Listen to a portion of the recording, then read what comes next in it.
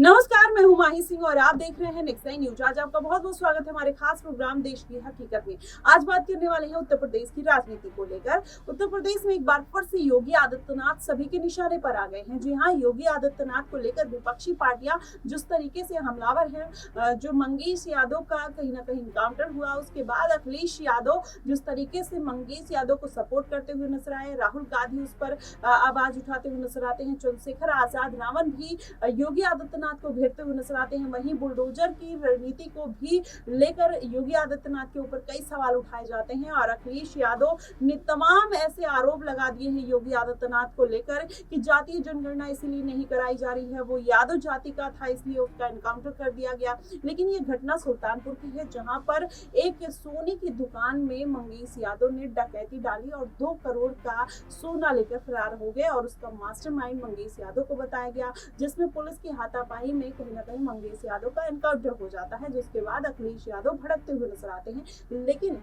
वही सिलसिला खत्म नहीं होता है। योगी आदित्यनाथ जिस तरीके से भरे मंच से अखिलेश यादव को उनके ऊपर प्रहार करते हुए नजर आते हैं, उनको कोसते हुए नजर आते हैं, कहीं ना कहीं वो बेहद दिलचस्प है। पहले आपको वीडियो भी दिखाएंगे कि इस तरीके से योगी आदित्यनाथ अखिलेश यादव के ऊपर बात करते हैं। देखिएगा उनकी ये वीडियो।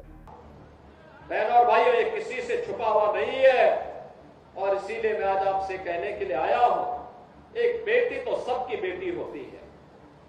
उस बेटी का सम्मान और उसकी रक्षा पूरे समाज का दायित्व बनता है। लेकिन ये समाजवादी पार्टी इसका महत्व कहां समझ पाएगी। यहां तो गुंडों की भरपूर फौज खड़ी थी, उनको लेकर के लोग चलते थे, उनको अपना शागिर्द मानते थे। जो जितना बड़ा गुंडा और माफिया होता था, समाजवादी पार्टी में उतना बड़ा ओहदा उसको दे दिया जाता था और समाजवादी पार्टी के लोग इसी में गौरव से बोलते थे कि देखिए ये गुंडा हमारा इस जिले को संभालेगा। उनको नहीं पता था कि जनता अगड़ाई लेगी, एक गुंडे और माफिया एक एक करके यमलोक की यात्रा के लिए प्रस्थान कर जाएंगे और जनता जनार्दन के साथ अन्याय का हिसाब चुकता होगा। याद करिए 17 के पहले, याद करिए 17 के पहले पुलिस पहले भागती थी, पीछे पीछे गुंडे दौड़ाते थे। आज 17 के बाद उल्टा हो गया है। अब गुंडा और माफिया भाग रहा है, पुलिस उसको दौड़ा रही है और अगर उसने कहीं कोई दुस्साहस किया तो फिर वहीं पे राम नाम सत्य है, यह भी तय हो जाता है। बहनों और भाइयों, सरकार चलाने के लिए जज्बा चाहिए, सरकार चलाने के लिए दिल भी चाहिए और दिमाग भी चाहिए। सत्ता वरासत में मिल सकती है, बुद्धि वरासत में नहीं मिलती है। दिमाग भी विरासत में नहीं मिलता है।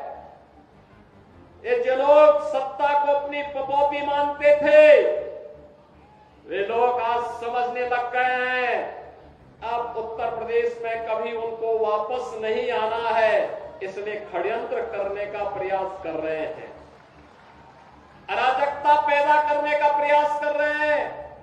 उनका विकास से कोई लेना देना नहीं, उनका रोजगार से कोई लेना देना नहीं, उनका अन्नदाता किसानों से कोई लेना देना नहीं।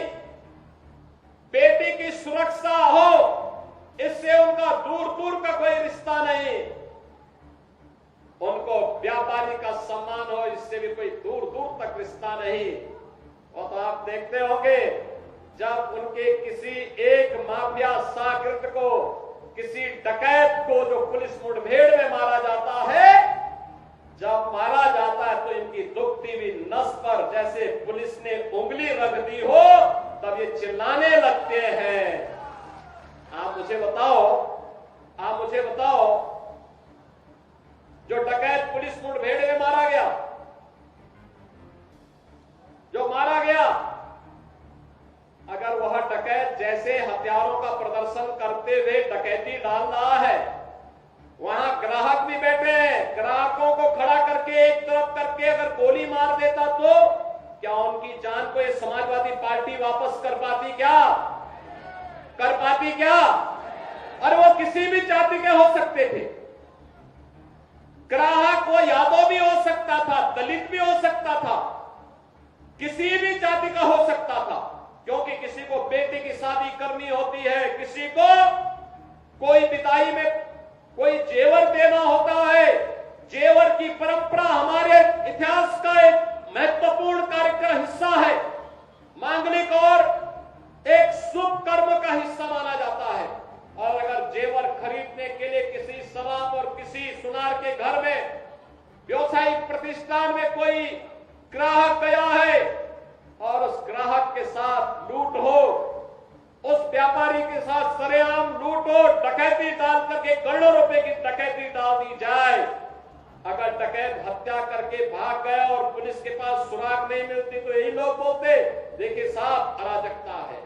और अगर पुलिस ने पकड़ लिया, कार्रवाई कर दी और फिर मुठभेड़ में, आपसी मुठभेड़ में डकैत मारा जा रहा है तो समाजवादी पार्टी को बुरा लग रहा है, कह रहे साहब ये नहीं होना चाहिए था। तो क्या होना चाहिए था, पूछना चाहिए। थोड़ा पूछिए इन लोगों से क्या होना चाहिए था। क्या एक निषाद बेटी के साथ जो इन्होंने अयोध्या में, क्या समाजवादी पार्टी के नेता ने, क्या ये ठीक था? क्या एक निषाद बेटी की इज्जत के साथ खिलवाड़ समाजवादी पार्टी के लोग करते हैं? हमारा मंत्री डॉक्टर संजय निषाद वहां जाकर के उस बेटी की हालत देख करके रो पड़ा था और इस कह रहा था ये है निषादों के साथ समाजवादी पार्टी का कृत्य।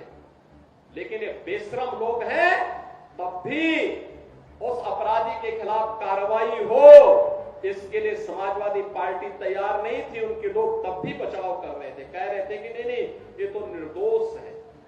अरे निर्दोष क्या है, सब कुछ तो उसका प्रमाणित हो चुका है और उसके बाद भी निर्दोष बोलते हैं उसको। कन्नौज में जो किया इनके नेताओं ने एक नाबालिग बेटी के साथ, और उसके बाद भी उसका बचाव कर रहे हैं, उसके बाद भी उसका बचाव कर रहे हैं। क्या ये सच, ये सही था क्या जो कन्नौज में इनके नेता कर रहे थे? क्या ये सच सही था क्या? आज तो प्रमाणित हो चुका है कि इनके कृत्य क्या है। बहनों और भाइयों, यही समाजवादी पार्टी की वास्तविक पहचान है, क्योंकि ये लोग जब से सत्ता में आए थे लगातार यही काम करते थे। व्यापारियों को लूटते थे, बेटियों की इज्जत के साथ खिलवाड़ करते थे, गरीबों की जमीनों पर कब्जा करते थे, दबंगई के बल पर गरीबों की जमीनों को कब्जा करते थे। याद करिए जब मार्च 17 में सरकार बनी थी और सरकार बनते ही मैंने कहा था अगर किसी भूमाफिया ने किसी गरीब की, किसी व्यापारी की, किसी सरकारी जमीन पर कब्जा कर रखा है तो 24 घंटे के अंदर खाली कर ले।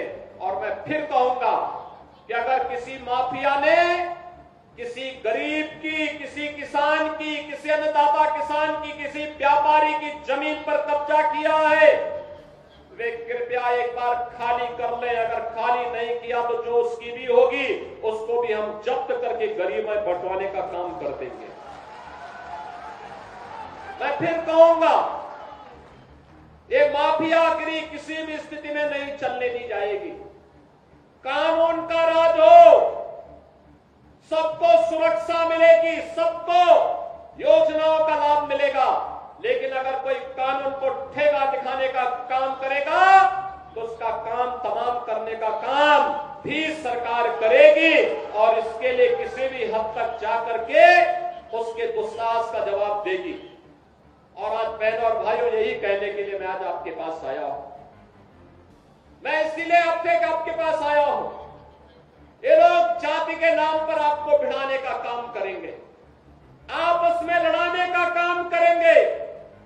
ये लोग अराजकता पैदा करवाने के लिए, आपके पर्व और त्योहारों में विघ्न और बाधा डलवाने के लिए, बेटी की सुरक्षा को सेंध लगाने के लिए, व्यापारी की सुरक्षा में सेंध लगाने के लिए, अन्नदाता किसानों को शोषण करने के लिए ये लोग इसी प्रकार से फिर से जाति के नाम पर लड़ाने का काम करेंगे, क्योंकि इनका पूरा इतिहास ही षड्यंत्रों का है।